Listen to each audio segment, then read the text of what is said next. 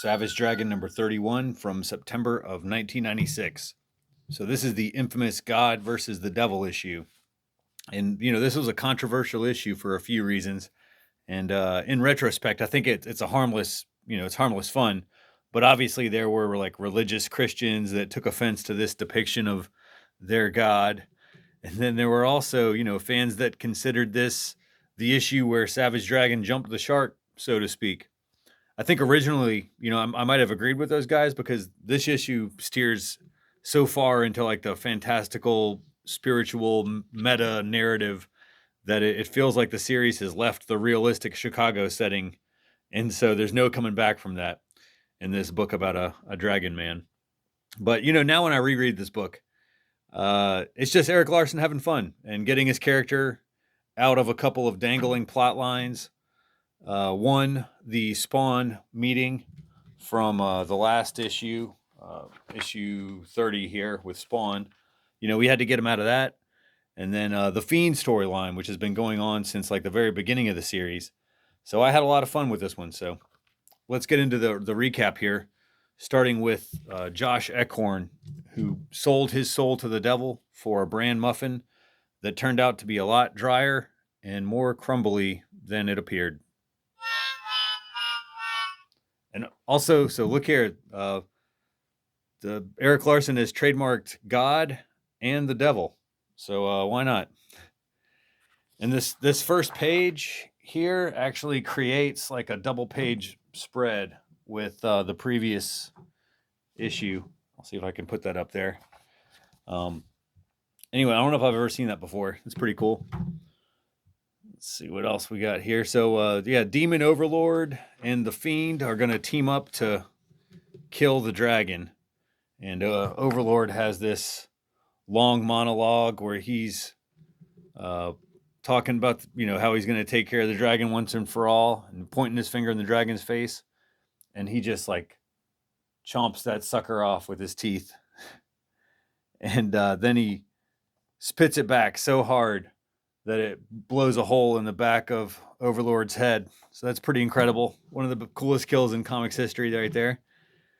Then the dragon has a revelation that turns the Fiend against themselves. So, the Fiend is like this demon spirit, but it has like possessed a human host. And so now we find out that the Fiend is no random demon. He is Arnold Dimple, the boyfriend who murdered Debbie. And so now Debbie's mother finds out that she's been possessed by the evil spirit of her daughter's killer. And so she's not happy about that. But it's actually a pretty effective and satisfying twist to a story that, has kind of gotten a little stale. But then the devil shows up. And then one page later, God shows up. And we get to the main event, God versus the devil in a bar fight, basically. I mean, God gets kicked in the nuts here. And, even the letterer is kind of having fun with this thing. All the sound effects and the captions for the speech are in this like old school calligraphy. So that's a lot of fun. And then you got Dragon and the Fiend just kind of watching on as these mega powered gods duke it out. And then one of the best comic posters ever, God Comics 1941. You get God, Jesus Christ, and Adolf Hitler. All trademarked by Eric Larson. Hitler Crucified My Son is the feature of God Comics number 2. So that's pretty hilarious. Then you got an ad for Freak Force. And the paperback featuring every issue of the series. The Freak Force omnibus, basically. And anyway, so yeah, God wins. And he tells the devil, don't fuck with God. So the issue I have is censored. This is the God is good variant. And in the uncensored version, you see God say the word fuck. So it seems so tame compared to what's in comics today. Anyway, the devil fucks off, and God and the dragon have a talk about the afterlife and religious philosophy, the kind of things that anyone would ask God. And I'm going to mention one in particular because it's funny and the payoff is pretty great. So God says that like everyone subconsciously creates their own heaven or hell, basically. And so the dragon asked if I firmly believe that I'd spend eternity making passionate love to a bunch of gorgeous women, I'd get that. And God says yes. So, this seems like a throwaway joke in a goofball issue of Savage Dragon. But let's jump ahead into the future here, where I'm sad to tell you that yes, one day the dragon dies. We all do. But look how happy the dragon is, and it appears that he's become a believer because back in issue 31, his version of Heaven to Hell with a bunch of beauties waiting for him to make love to, it's come true.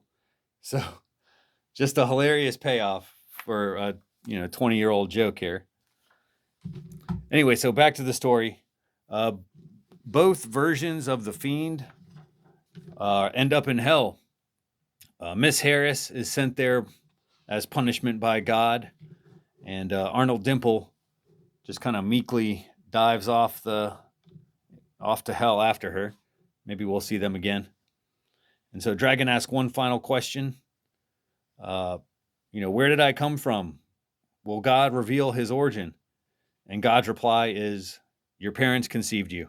And then in a flash, Dragon is disappeared and sent back to Earth. So that's it. Good stuff. On to the letters page. Someone asked about Hellboy and Savage Dragon crossing over, and Larson says that it's happening immediately. So issue 34 and 35 will be a Hellboy crossover, so that's exciting.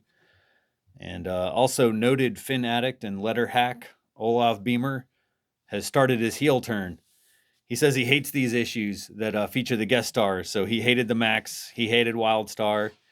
He says he's going to hate the Spawn issue too.